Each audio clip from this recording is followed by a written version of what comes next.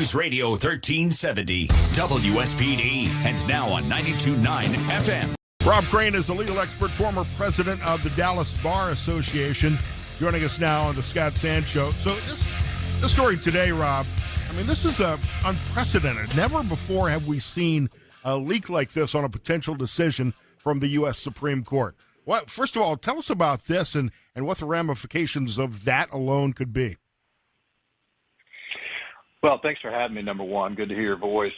I tell you, it's, two seismic shifts occurred simultaneously. You had the leak, which is the first time in the history of the Supreme Court you had a draft of an opinion come out, as well as the other seismic shift is the potential overturning of a 49-year precedent, which doesn't happen frequently. So the potential ramifications, they're going to find who leaked this. We're in a different technological age, and the marshal of the Supreme Court has plenty of resources at her hand to determine who this leaker is.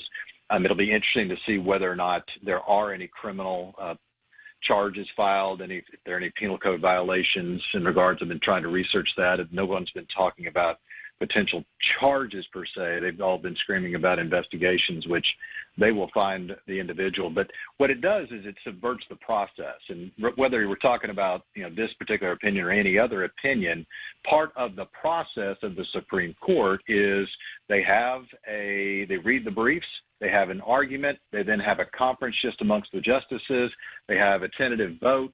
A person in the majority of that vote is assigned to write the opinion. They write the opinion, and then they spend a period of time going over that draft opinion, trying to persuade each other to join their particular side of the argument. And from that process, which is where they are now, then ultimately a final draft and final positions are made. So a leak subverts that portion of the process that is so critical to the Supreme Court's work. And that's the biggest thing. And in this case, it couldn't have happened in a more high-profile case. So obviously what happens is that there becomes a lack of trust in the process from the public at large that things are going awry. And a lack of trust amongst the justices themselves. And you got to look kind of at the motivation of this. Obviously, it was probably a low-level staffer. I guess probably not even a low-level staffer. It had to be somebody with access to the process of writing these opinions who disagreed with Samuel Alito's opinion and was hoping to create a public pressure against overturning Roe v. Wade. But the other aspect of this is that we don't know exactly. A lot of Republicans and conservatives are celebrating the overturning of Roe v. Wade right now, but we don't even know if that's where this was headed. This was, on its surface, a majority opinion that was being written, but as you put it, it's not the final decision, and justices have been known to change their mind, to change their votes during the opinion writing process. Absolutely. This opinion was written and authored in early February, and so this is now in a portion of the process where more eyes have seen it or have had access to this opinion, whereas if the draft had just come out last week. So there's, a number of people that, potentially had access to this document. And I do want to reiterate, we don't know who leaked it. We don't know what their motivation was. The likely speculation is, as you mentioned, and that's where everybody presumes, but, let's all keep our minds and hearts open to what may or may not, come about here. But yes, we're talking about something that is going to provide a lot of distrust now between offices. I think the chief has come out with his historic statement today as well to shore up that trust, and to do the right thing is to get this back on track. But I think one of the more interesting decisions and opinions written in modern times that came down right to the very wire, in fact, was the chief's opinion on Obamacare, on the Affordable Care Act, which apparently was fluid right up until its release. Well, and interestingly, if you go back into the history of the Supreme Court as to other leaks, the most prolific example of a leak, other than what we saw yesterday, actually was Roe v. Wade.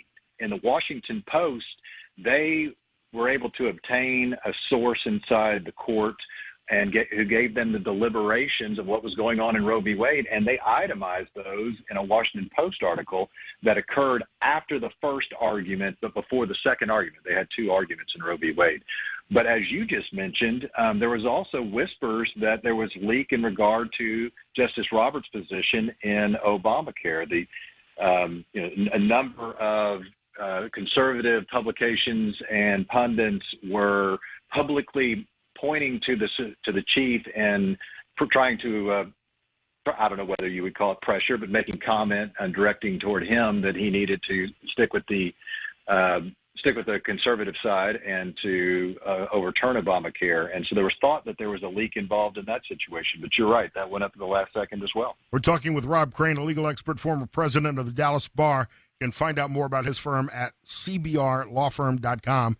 Rob, explain the process from a constitutional law standpoint. There's a lot of people who have a misconception that once an opinion is issued by the Supreme Court, that then becomes carries the same weight and effect of the Constitution. And I am an originalist, but I understand that that's not necessarily the case. And you could make an argument that the ruling in Roe v. Wade in 1973 was a flawed ruling and an unconstitutional ruling. That seems to be what the court is looking at now, is the constitutionality of that original opinion in 1973. I believe there have been 41 other times where a Supreme Court ruling has later been overturned. Plessy Ferguson is another one that comes to mind. No, so look, I mean, just the basics here. The Supreme Court is the guardian of making sure that any laws that are passed are consistent and don't violate the Constitution. They decided in 1973 that the Due Process Clause, the 14th Amendment, had an inherent right of privacy that banned or that prevented laws from banning abortion, that there was a constitutional right to an abortion under that 14th Amendment, that right to privacy. And so that was the law of the land. There couldn't be a state law that violated that decision. There couldn't be a federal law that violated that decision. What this draft decision says is no. The 14th Amendment doesn't say anything about abortion, and it doesn't provide a right of privacy to give a right to an abortion. And therefore, there is no constitutional protection.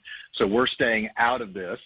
And if the federal government wants to pass a law regarding abortion, okay, that'll be the law of the land. But absent that, which we don't have a federal law regarding abortion, then it's up to the individual states to decide what they want to do in their state regarding abortion. So that's the basics of where we're at. And you mentioned Plessy versus Ferguson, overturned by Brown versus the Board of Education in 1954. It's important to note that Brown was decided 9-0 in a unanimous decision. And when you're overturning major precedent on the idea that it was wrongly decided to start with, there needs to be a strength in the majority. And that's going to be one of the points of analysis that we're going to see and what ultimately happens. Because if it's a 5-4 decision overturning a 49-year precedent that was affirmed in Casey in 1992, then there's going to be grumblings. Because what happens if there's a shift in the court from a conservative bent to a liberal bent, and then 9 years from now, 10 years from now, they're reinstating Roe? And that's what we don't want. We don't want there to be instability in our laws. We want there to be consistency. That's why the concept of precedent and stare decisis is there.